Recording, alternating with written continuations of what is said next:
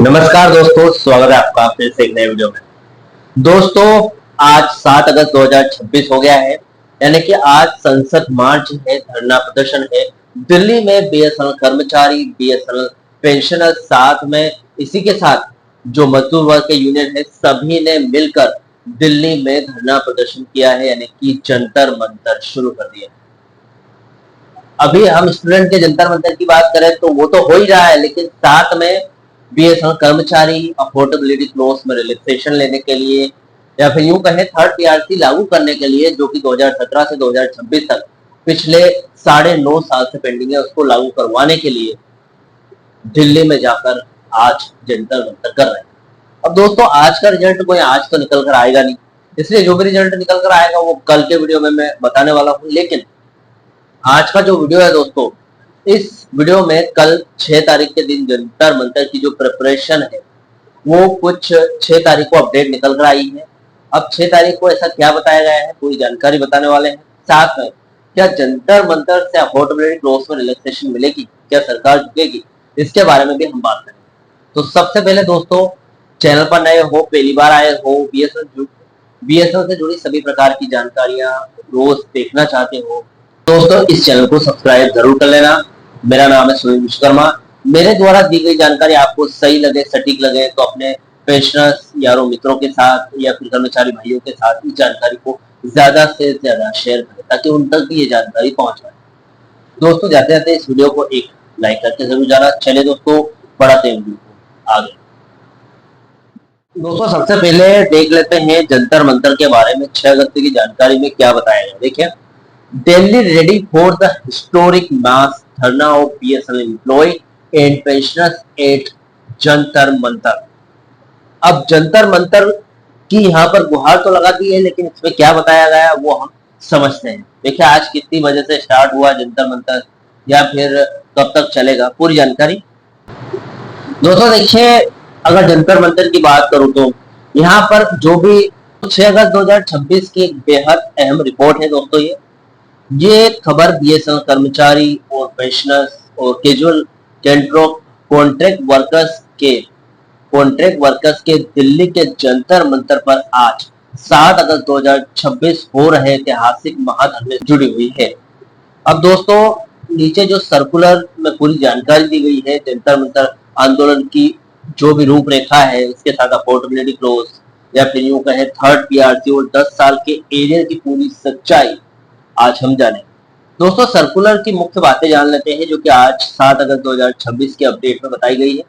देखिए, BSNL coordination committee, जिसमें BSNL employ union, एआईबीडीपीए और बीएसएनएल सीसीडब्ल्यूएफ शामिल, इन्होंने इनके बैनर तले आज नई दिल्ली के जंतर मंतर पर सुबह 10 बजे से एक विशाल संयुक्त धरना आयोजित किया जा रहा है। देश भर के कोने कोने से कर्मचारी और पेंशनर्स, ठेका मजदूर इसमें शामिल होने पहुंचे हैं। अब दोस्तों, ये जो धरना हो रहा है, ये हड़ताल हो रही है कि 3 मुख्य मांगे हैं जिसके लिए ये जंतर मंतर हो रहा है। पहली मांग है दोस्तों अफोर्डेबिलिटी क्लॉज, जो 2017 से अभी तक लगा हुआ है, कंपनी के घाटे या फिर मुनाफे की शर्त है, उसको हटाने की। बीएसएनएल के लिए थर्ड पीआरसी की अफोर्डेबिलिटी क्लॉज यानी कि घाटे की शर्त को हटाया या फिर शिथिल किया जाए।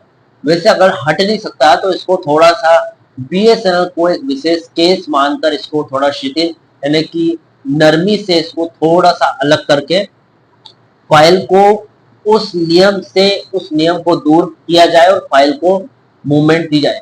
अब ऐसा क्यों करेगी सरकार? क्योंकि दोस्तों, बीएसएनएल कंपनी सिर्फ एक कंपनी नहीं है, यहाँ पर ये कंपनी से कुछ बेहतर है। टेलीकॉम इंडस्ट्रीज में सिर्फ एक यही कंपनी है जिसका उपयोग बीएसएनएल के सभी और यूं कहे कि देश के सभी सरकारी कामों में इसका यूज किया जाता है।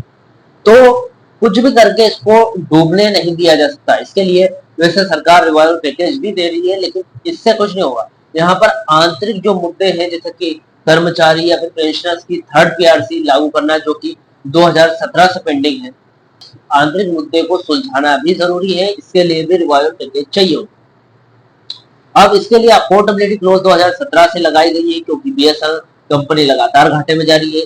अब अफोर्डेबिलिटी क्लॉज के चलते थर्ड पीआरसी लागू नहीं होगी। इसलिए इसको थोड़ा सा रिलैक्स किया जाए। आगे भले अफोर्डेबिलिटी क्लोज लगा देना आप, लेकिन 10 साल से जो पीआरसी उनको नहीं मिली है कर्मचारियों और पेंशनर्स को, वो मिलनी जरूरी है।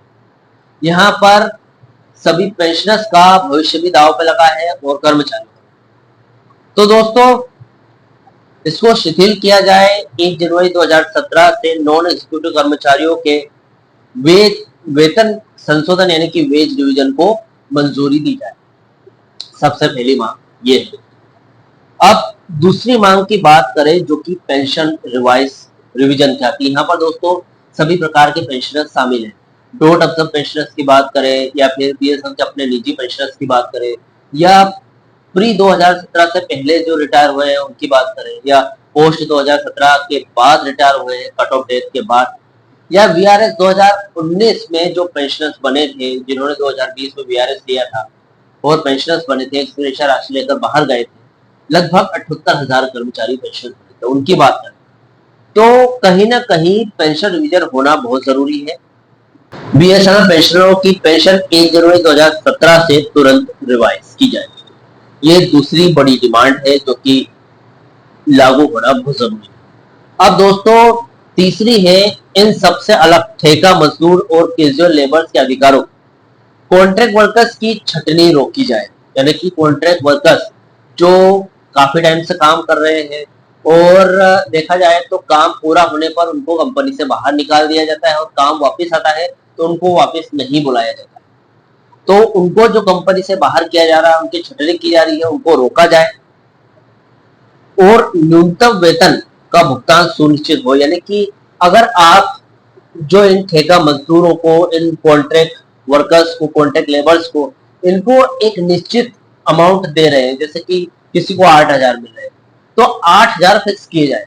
ऐसा नहीं कि यार काम कम होने पर उनको 7,000 दिए जा रहे हैं, या फिर कुछ कॉन्ट्रैक्ट वर्कर्स में भेदभाव किया जा रहा है, किसी को 8,000 पर बात उठाई, किसी को बोला कि हम 7,000 देंगे, तो ऐसा नहीं। यहाँ पर परमानेंट सैलरी होनी चाहिए। सभी कैजुअल लेबर्स टीएसएम के लिए 7 सीपीसी के पे स्केल लागू किए जाए, यानी कि 7वें वेतन आयोग के तहत उनको लेना चाहिए। सभी भत्तों अलाउंसेस वगैरह को उनका हक है, उनको भी देना चाहिए। तो ये जो 3 डिमांड है इसके पीछे आज संसद मार्च हो रहा है, यानी कि जंतर मंतर। आज सभी कर्मचारियों और पेंशनर्स ठेका मजदूर का खून उबाल पे। अब ये जो धरना है समाप्त होने के बाद कोऑर्डिनेशन कमेटी के प्रतिनिधित्व सचिव और सीएमडी बीएसएनएल को मेमोरेंडम सौंपेंगे।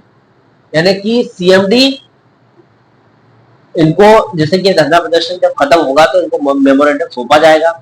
अब जंतर मंतर आंदोलन और कर्मचारी पेंशनरों की आगे की प्लानिंग जान लेते हैं। यानी कि ये तो आज की है जंतर मंतर की, लेकिन आगे क्या होगा देखिए दोस्तों। दिल्ली हाईकोर्ट द्वारा पेंशन डीलिंकिंग याचिका को खारिज किए जाने के बाद यूनियनों ने अपनी प्लानिंग में बड़ा बदलाव किया है, जैसे कि सड़क से संसद तक दबाव बनाया जाएगा।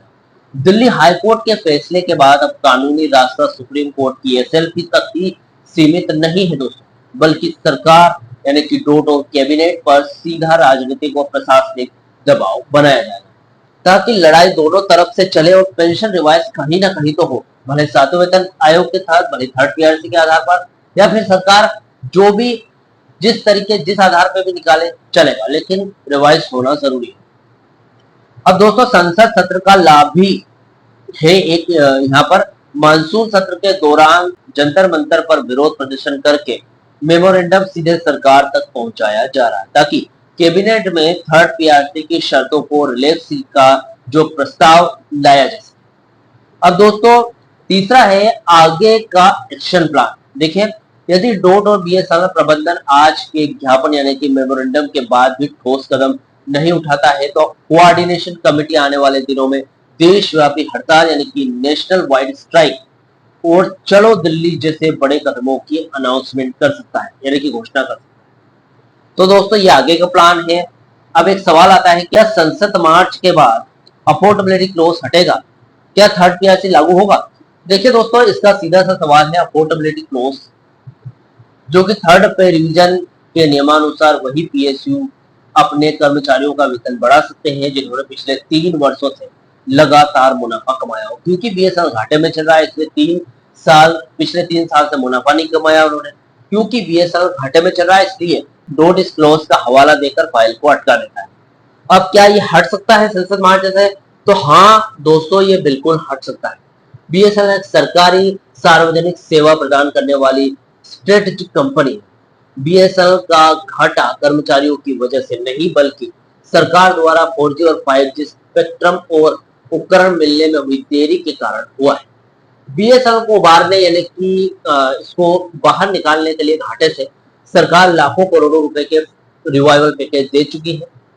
कैबिनेट चाहे तो विशेष प्रस्ताव यानी स्पेशल एक्सेप्शन पास करके बीएसएनएल के लिए पोर्टेबिलिटी क्लोज को रिलैक्सेशन कर सकती है। जंतर मंतर धरने का मुख्य उद्देश्य सरकार के इसी विशेष छूट यानी कि एक्सेप्शन को हासिल करना।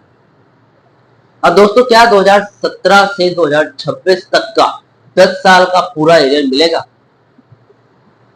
देखिए दोस्तों, नियम कहता है कि थर्ड पीआरसी और पेंशन संशोधन की निर्धारित जो तिथि यानी कि कट ऑफ डेट है 1 जनवरी 2017। नियम के मुताबिक वेतन और पेंशन का संशोधन 1/1/2017 से ही लागू माना जाएगा। एरियर की अगर बात करें तो वास्तविक स्थिति ये है कि पेंशनर्स के लिए बीएसएनएल पेंशनों का भुगतान सरकार यानी कि कंसोलिडेटेड फंड ऑफ इंडिया करती है। इसलिए जब भी पेंशन रिवीजन मंजूर होगा तो पेंशनर्स को 1 जनवरी 2017 से लागू होने की जो तारीख है, कट ऑफ डेट है, तब से लेकर लागू होने की तारीख 2026 तक का पूरा एरियर यानी कि बकाया राशि मिलेगी। अब जो वर्किंग कर्मचारियों की अगर बात करें तो कैबिनेट बीएसएनएल कर्मचारियों के लिए थर्ड पीआरसी को मंजूरी दे देती है, तो पे फिक्सेशन 1 जनवरी 2017 से ही होगा। हालांकि नगद कैश एरियर किस्तों यानी कि इंस्टॉलमेंट्स में किया जा सकता है या फिर नॉशनल आधार पर तय किया जा सकता है, लेकिन अधिकार 2017 से ही होगा यानी कि कट ऑफ डेट। कुल मिलाकर दोस्तों, आज जंतर मंतर हो रहा है। ये धरना बीएसएनएल कर्मचारी और पेंशनर्स की आर पार की लड़ाई का हिस्सा है। अफोर्डेबिलिटी क्लॉज को हटाना ही थर्ड पीआरसी और पेंशन रिवीजन की असली कुंजी है यानी कि चाबी वही है।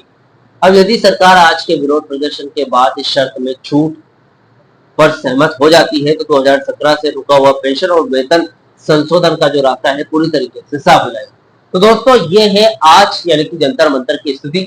फिलहाल जो भी होता है कल यानी कि परसों, कल या फिर परसों में इसका रिजल्ट निकल कर आएगा। जो भी रिजल्ट रहेगा मैं वीडियो बनाकर जरूर बताऊंगा। फिलहाल दोस्तों, इस वीडियो से जुड़ा हुआ आपका जो भी डाउट है, क्वेश्चन वगैरह तो मुझे कमेंट कर सकते हैं। वीडियो अच्छा लगा तो वीडियो को लाइक कमेंट जरूर कर। मिलता है दोस्तों नेक्स्ट वीडियो में। सी यू सून।